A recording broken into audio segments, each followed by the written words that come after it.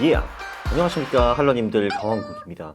지금 장이 또 불안해졌습니다. SPV인가 뭔가 문제가 생겼고요. 자, 이럴 때는 올레더 같은 자산 배분으로 간단하게 돈을 벌고 이제 큰 스트레스를 피할 수 있는 유혹이 굉장히 커지겠죠. 실제로 올레더로 연봉이 15% 이상 먹을 수 있습니다. 그걸 어떻게 하나 한번 같이 보시죠. 참고로 올레더 버전이 굉장히 많은데 그거를 다 한번 짚고 넘어가겠습니다. 자, 자산 배분이라는 게 기본적으로 이제 자산군에 이제 배분을 하는 거잖아요. 그 자산군이라는 거는 주식도 있고 채권도 있고 실물 자산도 있고 달러화가 있습니다. 자, 그런데 이게 경제 성장이라는 것도 있고 물가 상승이라는 것도 있거든요. 그래서 그 경제 성장이 높을 때도 있고 낮을 때도 있고 또 물가 상승도 높을 때도 있고 낮을 때도 있습니다. 자, 그러면은 4개의 시나리오가 생기거든요. 그 시나리오별로 좋은 자산군이 있어요. 그러니까 한마디로 오르는 자산군이 있고, 그리고 시나리오별로 또 별로 그렇게 안 오르는 그런 부진한 자산군들도 있거든요. 예를 들면은 경제가 좋으면은 뭐 주식이라든지 회사채라든지 원자재 금이라든지 신흥국 채권이라든지 이런 친구들이 올라주고요. 경제가 안 좋다라고 하면은 돈이 안전자산으로 몰리고 금리가 떨어지기 때문에 미국 국채도 오르고 물가 연동 채권도 오릅니다. 그리고 물가가 상승한다라고 하면은 당연히 원자재 금에 돈이 많이 몰리고요. 그리고 물가 연동 채권, 그러니까 인플레이션과 같이 상승하는 물가 연동 채권에 돈이 몰리게 되고, 그리고 신흥국 채권에도 돈이 몰립니다. 그 이유는 그 신흥국이라는 게 물가가 상승하면 원자재를 많이 팔아가지고 이제 그 국가의 신용도가 높아진다라고 이제 보시면 될 것 같아요. 그리고 물가가 하락하면은 주식이나 미국 국채 대부분 좋습니다. 이런 거를 볼 수가 있어요. 그러니까 이제 경제 계절이 이렇게 있는데 계절마다 잘 나가는 자산군이 있다라는 거죠. 여기서 이제 포인트는 뭐냐 하면은 우리가 사실 예측이 가능하다고 하면은 자산 배분을 할 필요가 없습니다. 예를 들면 제가 A라는 주식이 내년에 10배 오른다라는 걸 알면은 당연히 그거를 사지 왜 자산 배분을 하고 있겠습니까? 근데 안타깝게도 인간이 예측을 할 수가 없습니다. 물론 한다고 주장하는 사람들이 굉장히 많지만 이거를 그 장기적으로 제대로 예측을 하는 사람들은 제가 많이 보지는 못했어요. 데이비드 라이언 빼고. 결론적으로 우리는 예측을 할 수 없다는 거를 이제 인정을 하고 어떤 경제 상황이 오든 상관없이 이제 우리의 포트폴리오는 안전하게 그 자산 배분을 하는 것이 올레더의 기본 정신이라고 볼 수가 있습니다.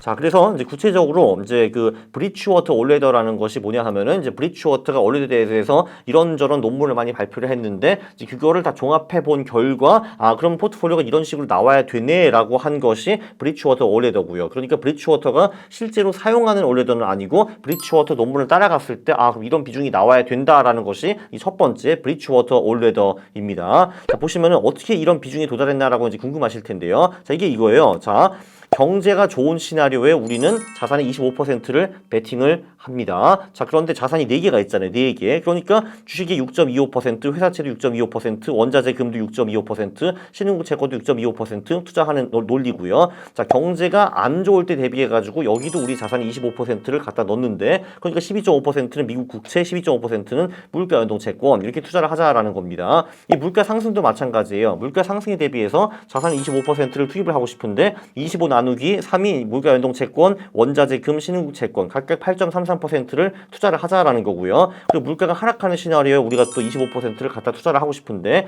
좋은 자산군이 2개가 있기 때문에 각각 12.5% 투자를 한다 이겁니다. 자, 그래서 이제 이 비중이 나온 거예요. 그래서 이 비중을 더하면은 최종 비중이 나온다라는 거를 볼 수 있습니다. 미국 주식 같은 경우는 경제가 좋고 물가가 하락할 때 좋기 때문에 여기에서 비중이 6.25%, 여기서 비중이 12.5%, 합쳐서 18.75% 이런 식으로 나오는 겁니다. 이게 브리치워터 올레더라고 이제 볼 수가 있고요. 어떤 ETF로 그러면은 이런 자산군에 투자를 할 수 있을까? 제가 여기다 적어놨습니다, 여러분. 그죠? 여기다 적어놨죠. 그리고 이제 올 시즌 전략이라는 게 있는데 이거는 브리치워터의 수장인 레이 달리오가 그 토니 러빈스와 인터뷰를 할 때 토니 러빈스가 굉장히 많이 괴롭혔대요. 야, 그럼 진짜 어떻게 하는 겨? 어떻게 하는 자산 배분? 어떻게 하는 겨? 우리 올레더, 올레더.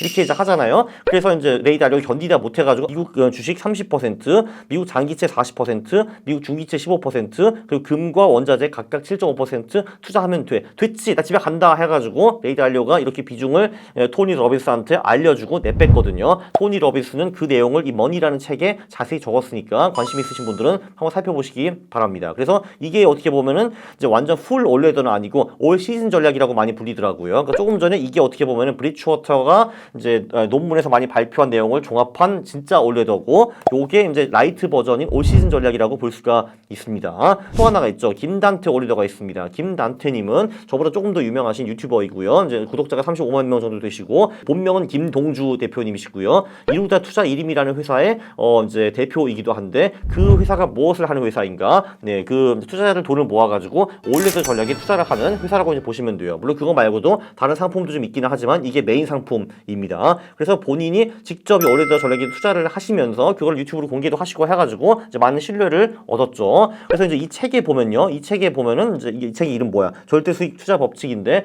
여기서는 이제 이런 비중을 이제 제안을 합니다. 나름대로 이제 김단태님도 이제 브리츠워터의 이런저런 논문 같은 거 많이 스터디해가지고, 그럼 결론적으로 비중이 얼추 이렇게 나와야 된다라고 주장을 하신 겁니다. 그래서 이제 이런 식으로 이제 비중을 내셨고요. 뭐 그래서 이제 3개 올레더가 있는데 그 중에서 어떤 게 가장 좋은가? 사실 뭐 3개 다 어느 정도 장단점이 있고요. 다 거기서 거기라고 보시면 될 것 같습니다. 그런데 자, 이제 ETF 처음 공부랑 마법의 투자 시나리오를 쓰신 김성일 작가님이 오셔가지고 한국형 올레더를 만드셨습니다. ETF 처음 공부에는 K 올레더라고 하셨고, 마법의 투자 시나리오에는 GAA라고 말씀하셨어요. Global Asset Allocation이라고 만드셨는데, 둘 다 똑같은 포트폴리오입니다. 지금까지 우리는 철저히 미국 투자자 관점에서 올레더를 봤는데, 우리는 코리안 아니겠습니까? 그거는 투자하는 입장에서는 상당히 큰 장점입니다. 왜냐하면은 그 미국 사람들은 달러화에 분산 투자한다는 개념은 없어요. 왜냐하면 자기네들이 모든 걸 다 달러화로 주고 있으니까. 우리 같은 경우는 원화에도 투자를 할 수가 있고 달러화에도 투자를 할 수가 있습니다. 그리고 우리 같은 경우는 한국과 미국이 분산 투자를 해가지고 신흥국과 선진국의 분산 투자도 할 수가 있는 거죠. 자세한 내용은 이 두 개 책을 참고하시면 굉장히 좋을 것 같고요. 네, 그래서 이제 이런 식으로 이제 비중이 나옵니다. 이제 김성일님의 그 자산 배분은 위험 자산 50%, 안전 자산 50%, 그리고 그 중에서 위험 자산은 한국 주식, 미국 주식 금에 투자를 하고 있고요. 그리고 그 안전 자산은 한국 국채, 미국 국채, 현금 이렇게 투자를 하십니다. 비중은 이렇고요. ETF는 한국 ETF로 이제 투자를 하셨어요. 이런 ETF들이 들어갑니다. 그죠? 그리고 이거가 이제 어떻게 보면은 이제 K 올레더 또는 GA 포트폴리오라고 보시면 될 것 같아요. 참고로 이제 저 같은 경우는 이 CMA 현금형 자산이 굳이 필요 없다고 생각해가지고 여기 있는 15%를 한국 국채 그리고 미국 국채에 옮겼습니다. 그럼 비중이 17.5%에서 25%가 되는 거잖아요. 이제 그게 저는 이제 K 올레더가 좀 보기 그래가지고 한국형 올레더라고 했거든요. 그래서 저는 이제 김성일 작가님한테 전략을 95% 정도 베껴가지고 이제 현금만 없애고 채권에 집어넣는 식으로 살짝 비중만 수정을 했다라고 보시면 될 것 같아요. 그리고 이제 그 내용은 무작정 따라하기 퀀트 투자라는 책에 보면은 이제 나옵니다. 이제 거기 이제 한국형 올레더가 나오고, 그래서 결론적으로 김성일 작가님의 그 K 올레더랑 거의 비슷하다라고 보시면 될 것 같아요. 그래서 김성일님 책에 보면은 그 4개 포트폴리오의 백테스트 결과가 나옵니다. 이게 올레더 A, B, C가 있죠. 브리츠워터에서 만든 올레더, 올 시즌 그 레이 달리오가 토니 로베스가 던져준 그 올레더가 있고, 김단태 올레더가 있거든요. 그리고 이제 본인이 만든 이제 한국형 올레더가 있는데, 자, 이거 중요한 건 이런 거죠. 연수익률과 MDD가 중요하지 않겠습니까? 여기 보시면은 한국형 올레더가 그 최대 낙폭이 8%였습니다. 참고로 2022년에 MDD가 갱신돼가지고 10%예요. 10%. 네, 그리고 연수익률도 7.3%인데요. 근데 보면은 브리츠워터 올 시즌 김단태 올레더의 연수익률이 그거보다 훨씬 낮다라는 걸 볼 수가 있어요. 5%대잖아요. K 올레더는 7%대고, MDD 같은 경우도 이 브리츠워터 올 시즌 김단태 이 올레더들이 다 20%가 넘어갑니다. 올 시즌이 당시만 해도 14%였는데 그 갱신했어요. 지금 21%거든요. 그래서 이제 올레더 A, B, C는 MDD가 20%가 넘어갔는데 우리 한국형 올레더는 10%도 안 돼. 우호! 뭐 이런 식으로 이제 차기에다가 이제 은근히 이제 본인의 올레더를 부각시킵니다. 뭐 당연하죠.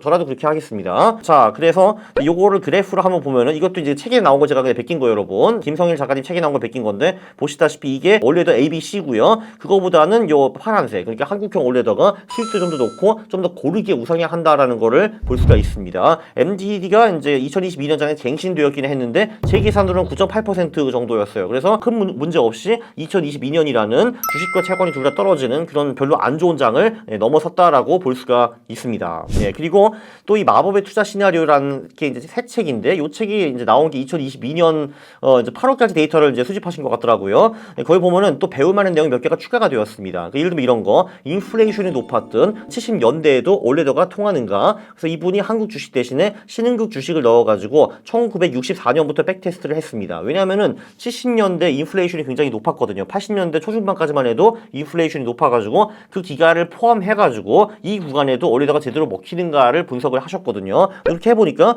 연봉이 순위 10%, MD가 7% 나와가지고 와우라고 할 수가 있고요. 그 여기 보면은 이 오렌지색이 것이 이제 그 올레더 전략이라고 볼 수가 있고요. 보시다시피 70년대, 80년대에도 고르게 우상향하는 모습을 볼 수 있었습니다. 또 이런 것도 하셨어요. 이제 우리나라가 이제 그 망한다라고 생각하시는 분들이 굉장히 많잖아요. 이제 그래서 이분이 실제로 일본 데이터를 가져와가지고 그것도 한번 백테스트를 돌려봤습니다. 일본 주식 같은 경우는 이제 이분이 1964년부터 백테스트를 했는데 처음 25년 동안 되게 잘 나갔어요. 80년대 말까지는 빵빵 올랐다가 그 다음에 89년부터 보시다시피 일본 주식이 죽을 써가지고 30년 동안에 거의 수익을 못 내는 거를 볼 수가 있습니다. 자, 그런데도 불구하고 우리의 올레더는 일본 주식이 이렇게 죽쓰는데도 불구하고 이렇게 우상향한다라는 걸 볼 수가 있어요. 참고로 일본형 올레더에는 당연히 한국 주식을 빼고 그 대신에 일본 주식을 넣었습니다. 근데 그렇게 했는데도 불구하고 뭐 미국 채권이라든지 일본 채권이라든지 뭐 미국 주식 이런 애들이 또 금 이런 애들이 활약을 해줘가지고 보시다시피 일본 주식이 죽을 쓰는데도 불구하고 일본형 올레더는 쫙 아름답게 우상향하는 모습을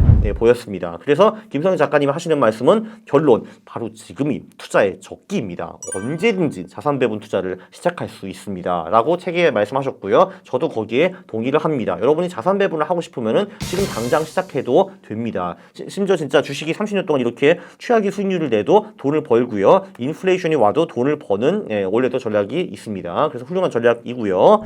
저 같은 경우는 한미 주식을 퀀트 전략으로 대체하는 것이 더 좋을 것 같습니다. 이 내용은 퀀트 투자 무작정 따라하기 등등 영상을 참고하시면 될 것 같고요. 그러니까 왜냐면은 우리가 한국과 미국 주식에 투자를 하는데 굳이 ETF에 투자를 할 필요는 없는 거잖아요. 그죠? 그 대신에 이제 퀀트 주식에 투자하면 될 것 같거든요. 그러니까 예를 들면 저 같은 경우는 7대 필터를 넣고 소형주 내에서 이제 가치주, 성장주, 뭐 가속주 이런 데 투자를 합니다. 그래서 이제 그 주가지수 ETF 대신에 저는 이제 한국 또는 미국 소형주에 퀀트 투자를 하겠다라는 거죠. 네, 이제 그게 이제 제가 보기에는 가장 심플하게 부자 되는 방법입니다. 자산 배분을 하고 거기 있는 주식 비중을 퀀트로 돌리는 거예요. 퀀터스가 유료라고 생각하시는 분들도 많은데 초급은 무료입니다. 그래서 거기서 웬만한 성장 가치주 같은 경우는 다 뽑아낼 수 있고 백테스트도 할 수 있습니다. 자, 그래서 뭐 이런 식으로 투자하면은 뭐 연봉이 18% 나오고 뭐 MDD 7% 나오고 뭐 이런데 물론 이게 미래에 정확히 되풀이되지는 않을 거라고 저는 생각을 합니다. 근데 그래도 이런 식으로 주식 비중을 퀀트로 투자를 하면은 자산 배분 전략 올레더보다는 더 높은 수익이 나올 가능성은 저는 매우 높다고 보고요. 그래서 뭐 연봉이 15% 정도는 충분히 달성할 수 있지 않을까. MDD로 제한하고 저는 그렇게 생각을 합니다. 그래서 이런 식으로 투자를 하고 싶다 하면은 당장 지금 이걸 투자를 하는 거를 제가 추천해 드립니다. 요약 한국형 올레더로는 언제든지 투자 시작이 가능하다. 주식, 채권, 실물자산, 달러화의 드림 콤비, 게다가 신흥국, 선진국 분사 투자까지 여기다가 주식을 컨트롤 돌리면 금상첨화이다. 연봉이 15에서 20%에 MDD 10% 미만 절대로 꿈이 아닙니다. 경제적 자유로 아주 쉽게 가고 싶으면은 그냥 이것만 하시면은 됩니다. 이 영상 너무 유익했기 때문에 당연히 구독과 좋아요 누르실 거라고 생각을 하고요. 싫어요를 누르시면 제가 매우 싫어합니다. 감사합니다.